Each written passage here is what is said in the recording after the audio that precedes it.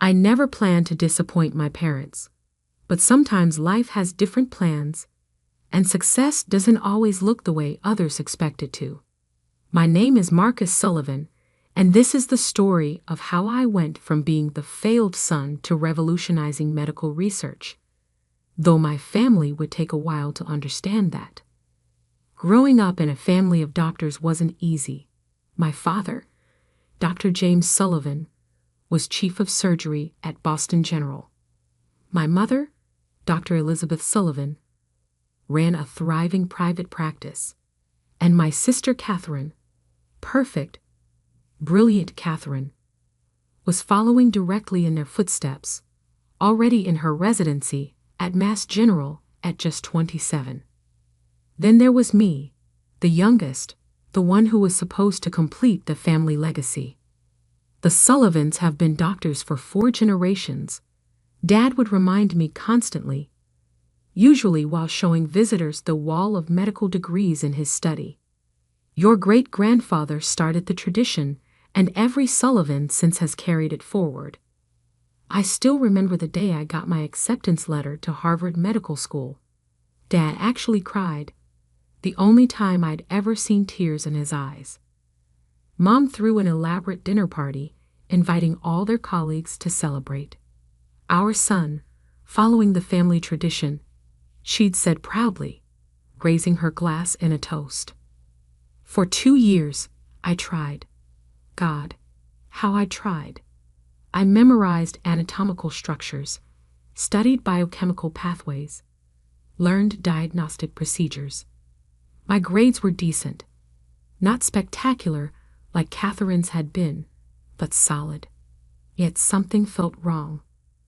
While other students lit up during clinical rotations, excited to interact with patients, I found myself fascinated by the research happening behind the scenes. The labs called to me. The experiments, the data analysis, the pursuit of new treatments.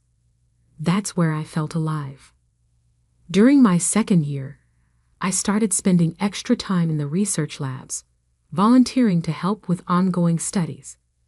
Dr. Marcus Whitman, the head of research, noticed my enthusiasm. "You have a gift for this," he told me one evening as I analyzed data from his latest drug trial. "The way you see patterns, how you question established protocols, it's exactly what we need in medical research." That conversation changed everything. For the first time, I could see a different path. One that still helped people, still advanced medicine, but in a way that actually excited me. When I told my parents I was leaving medical school to pursue a PhD in medical research, you'd have thought I'd announced I was becoming a street performer. Research? Dad spat the word like it tasted bad. That's what people do when they can't handle real medicine. Think about what you're throwing away. Mom pleaded. All that hard work, the family legacy. Catherine just shook her head, that familiar look of superiority on her face. I always knew you didn't have what it takes. But I'd made my decision. I withdrew from medical school and enrolled in Stanford's PhD program in medical research and drug development. My parents didn't speak to me for 6 months. The next 3 years were a blur of work and isolation. While my family attended medical galas and society functions without me, I buried myself in research. My doctoral thesis focused on developing an AI-driven approach to drug discovery, using machine learning to predict how compounds would interact with specific disease pathways. Dr. Whitman, who'd become my mentor, helped me secure grants and connections. "What you're doing could change how we develop new treatments," he'd say, reviewing my latest results. "Don't let anyone tell you this isn't real medicine." I missed my family, but every attempt at reconciliation hit a wall. Dad would hang up if I mentioned my research. Mom would try to convince me it wasn't too late to return to medical school. Catherine just stopped acknowledging my existence altogether. Then came the breakthrough. Using my AI system, we identified a novel compound that showed remarkable promise in treating an aggressive form of leukemia. The preliminary results were stunning: 89% effectiveness in laboratory trials, with minimal side effects. Pharmaceutical companies started calling. Research journals wanted to publish our findings. The medical community was buzzing about the Sullivan Protocol, though my family remained conspicuously silent. Dr. Whitman called me into his office one October morning, practically bouncing with excitement. "They're creating a new position," he said, sliding a document across his desk. "Head of Research and Drug Development, overseeing all research projects at Boston General and its affiliated hospitals. The board unanimously voted to offer it to you." I stared at the offer letter, my heart pounding. This was bigger than I'd ever dreamed, and at Boston General, my father's hospital. "There's more," Dr. Whitman continued, his eyes twinkling. "The announcement will be made at the hospital's annual Christmas gala. Rather fitting, don't you think?" The gala, the biggest event of the hospital's social calendar, where my family would be holding court, as they did every year. "They don't know it's you yet," he added. "The board wanted to keep it quiet until the announcement. Only the hospital chief and I know." I thought about declining, about taking one of the other offers I'd received. But something in me wanted this. Wanted to prove that my path was just as valid, just as important as the one they'd chosen for me. The weeks leading up to the gala were surreal. I knew my family would be there. They never missed it. Dad would be expecting to hold his usual place of honor at the main table. Mom would be showing off Catherine's latest achievements. And I would be changing everything. 2 days before the gala, Mom called, the first time in months. "Your father and I have been talking," she said, her voice carefully controlled. "We think it's time you came home for Christmas. Catherine's being considered for chief resident, and the family should be together to celebrate." I could hear what she wasn't saying. Come home, admit your mistake, be properly contrite about your failure. "Of course," I replied, struggling to keep my voice steady. "I'll be there." The night of the gala arrived cold and clear, snowflakes drifting past the hospital's grand entrance. I arrived early, as Dr. Whitman had instructed, and waited in his office while guests filled the ballroom. Through the office window, I could see my family arriving.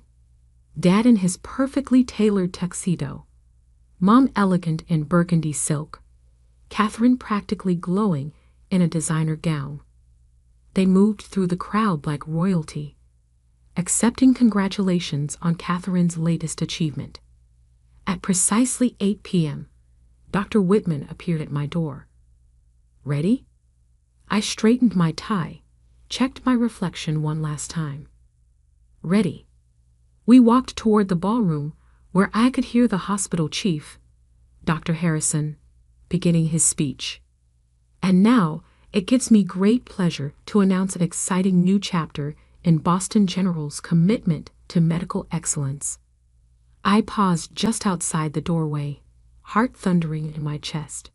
"Please join me in welcoming our new head of research and drug development, the brilliant mind behind the Sullivan Protocol." I stepped into the room, Dr. Whitman beside me. Dr. Marcus Sullivan. The sound of shattering glass cut through the applause as my parents' champagne glasses hit the floor. Catherine's perfect smile froze, then cracked. Dad's face went from confusion to shock to something I couldn't quite read.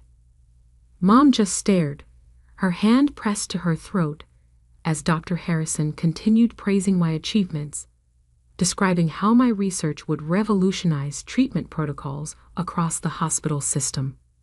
I walked to the podium, acutely aware of every eye in the room. As I began my acceptance speech, I caught Dr. Whitman's encouraging nod. saw the pride in his eyes that I'd never seen in my father's. Medicine isn't just about treating symptoms, I said, my voice growing stronger. It's about finding new ways to heal, new paths to hope. Sometimes the greatest contributions to medical science come from asking different questions, from daring to step off the traditional path. The room burst into applause, but my family remained frozen, their world shifting beneath their feet. As I stepped down from the podium, Dr. Harrison beaming beside me, I could see them struggling to reconcile their failed son with the accomplished researcher everyone else was celebrating. The evening was far from over, and I knew the real confrontation was yet to come. But for now, watching my family's carefully constructed narrative crumble, I allowed myself a small smile. Sometimes the best revenge isn't about getting even. It's about proving that success can look different than anyone expected. The applause was still echoing through the ballroom when I saw my father making his way toward me, his face a storm of conflicting emotions. But before he could reach me, Dr. Harrison swept me away to meet the board members, leaving my family stranded in their shock. "Marcus, my boy," Dr. Harrison beamed, "let me introduce you to our major donors. They're particularly interested in your AI-driven drug discovery platform." For the next hour, I moved through the crowd, shaking hands, explaining my research, accepting congratulations. From the corner of my eye, I could see my family huddled together, whispering furiously. Catherine kept glancing at me, her perfect composure cracking every time someone mentioned my name with reverence. "Your protocol could revolutionize cancer treatment," one board member gushed. "To think, we'll be the first hospital system to implement it." "The Sullivan Protocol," another added. "Though I must say, we had no idea you were related to James. He never mentioned." "Did he not?" I smiled politely. How surprising. The irony wasn't lost on anyone within earshot. My father, who never missed an opportunity to brag about Catherine's achievements, had kept his own son's groundbreaking research a secret. Now that secret was making headlines in the medical community. Finally, as the crowd thinned, my father made his move. He approached with Mom and Catherine in tow, their faces carefully composed for their audience. "Marcus," he said stiffly, "we should talk. Privately." Dr. Whitman, who hadn't left my side all evening, stepped closer. "Actually, Marcus has a press conference in 20 minutes. Perhaps later?" The look on my father's face was priceless. For the first time in his life, he wasn't the most important doctor in the room. "Press conference?" Catherine blurted, her voice sharp with disbelief. "Of course," Dr. Whitman replied smoothly. "The Sullivan Protocol is big news.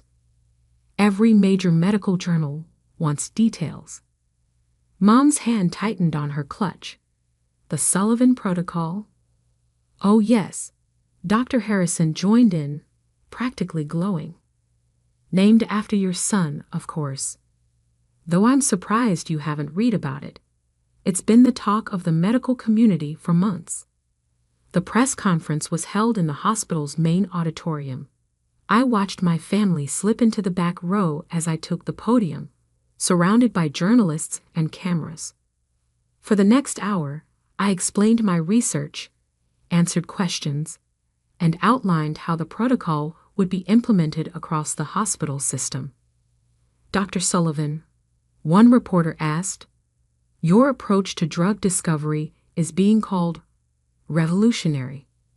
What inspired you to take such an innovative path?" I could feel my family's eyes boring into me as I answered. Sometimes the greatest medical breakthroughs come from being willing to question traditional approaches. While clinical practice is vital, research and innovation are equally crucial to advancing medical science. The questions continued, each answer highlighting the impact of my work. I could see Catherine's face, growing increasingly pinched as reporters referred to me as Dr. Sullivan, a title she'd always thought would be exclusively hers in our generation. After the press conference, I found my family waiting in Dr. Harrison's office. Dad closed the door behind me, his jaw set. "How long have you been planning this?" he demanded. "Planning what?" I replied calmly. "My research? My career? Or the moment you'd have to acknowledge that leaving medical school wasn't actually a failure?" "You blindsided us," Catherine burst out, in front of everyone. "Like you blindsided me last Christmas," I countered. "When you announced your chief resident candidacy and Mom said, 'At least one of our children isn't a disappointment.'" Mom flinched. "Marcus, we were just concerned about your future." "No," I cut in. "You were concerned about appearances. About your precious family legacy. Well, guess what? I've secured that legacy, just not in the way you planned." I pulled out my phone and pulled up an email. This came in during the press conference. The Sullivan Protocol is being adopted by 3 major hospital systems across the country. There's talk of a Nobel nomination in a few years. Dad sank into a chair, looking suddenly old. "Why didn't you tell us?" "I tried. For 3 years, I tried to tell you about my research. You didn't want to hear it.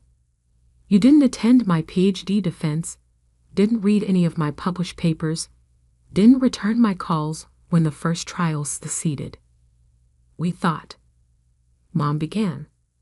"You thought I was a failure," I finished, "because I chose a different path. Because I dared to think that maybe, just maybe, there was more than one way to save lives." Catherine stood up straighter, her defense mechanism kicking in.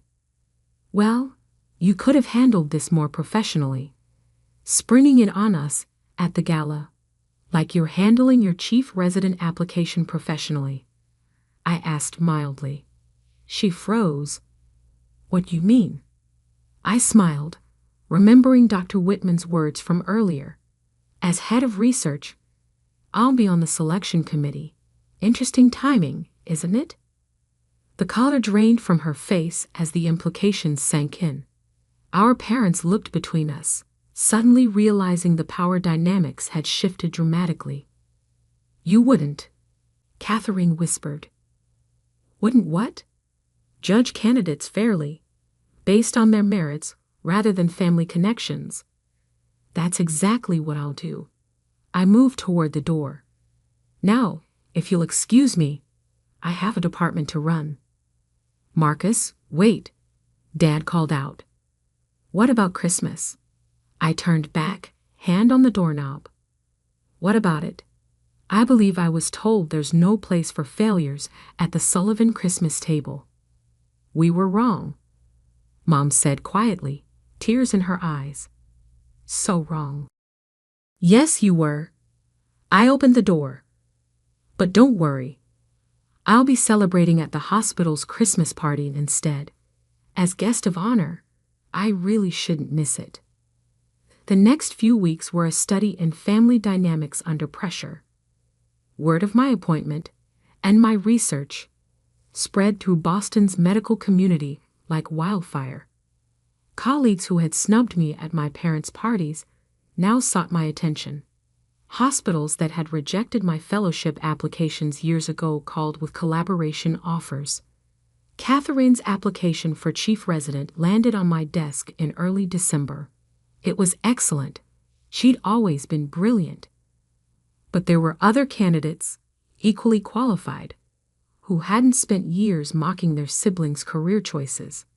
When the selection committee met, I recused myself from voting on her application, citing family connections. It was the professional thing to do. And it drove Catherine crazy, knowing she couldn't accuse me of bias either way. She got the position on her own merits, but the process taught her a valuable lesson about humility. The first time she had to consult my department about a patient's experimental treatment protocol, I could see it physically pained her to acknowledge my expertise. Dad tried to repair things in his own way, suddenly discovering an interest in research. He began forwarding me articles about AI in medicine, making awkward attempts to discuss my work at hospital functions. "I've been reading about your protocol," he said stiffly one day, catching me in the hospital corridor. "The applications for personalized medicine are impressive." It wasn't quite an apology, but from James Sullivan, it was close. Mom took a different approach. She started showing up at my office with lunch, listening as I explained my current projects. Sometimes I caught her looking at me with a mixture of pride and regret, perhaps finally seeing the son she'd had all along instead of the one she tried to force me to be. That Christmas, Dr. Harrison hosted a special dinner to celebrate the first successful treatments using the Sullivan protocol.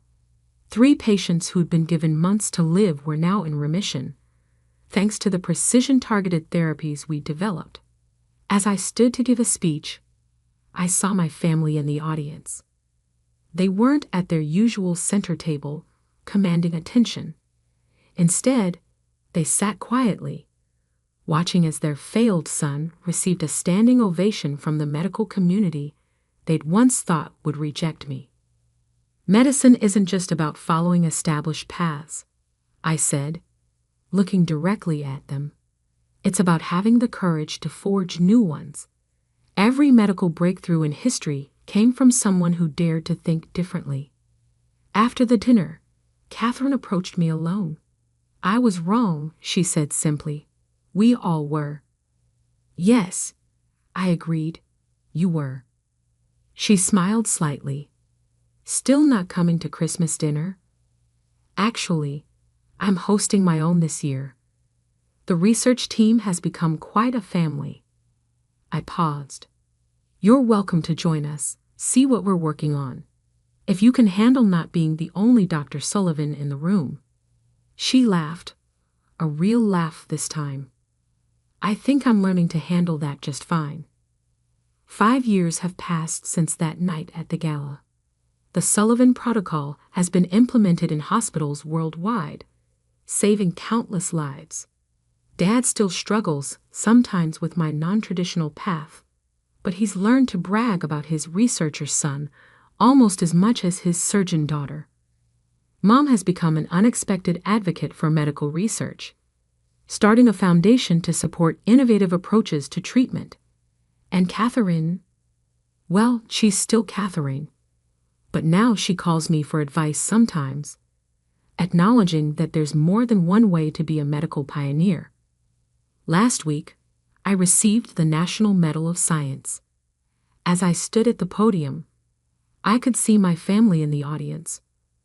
Really see them, without the weight of expectations and disappointment clouding their faces. "Success doesn't always look the way we expect," I told the crowd. "Sometimes it looks like failure, until the moment it changes everything." After the ceremony, Dad hugged me for the first time in years. "I'm sorry," he whispered. "I'm so sorry we didn't see it sooner." I hugged him back, feeling the last bits of old pain finally fade away. "It's okay," I said. "Some treatments just take time to work." Now when people talk about the Sullivan medical legacy, they don't just mean surgeons and clinicians. They mean researchers, innovators, pioneers. They mean me. Sometimes the best revenge isn't about proving others wrong. It's about proving yourself right, in ways no one could have imagined. And sometimes, just sometimes, that revenge changes not just your own life, but the lives of countless others. That's a prescription for success that any doctor would approve.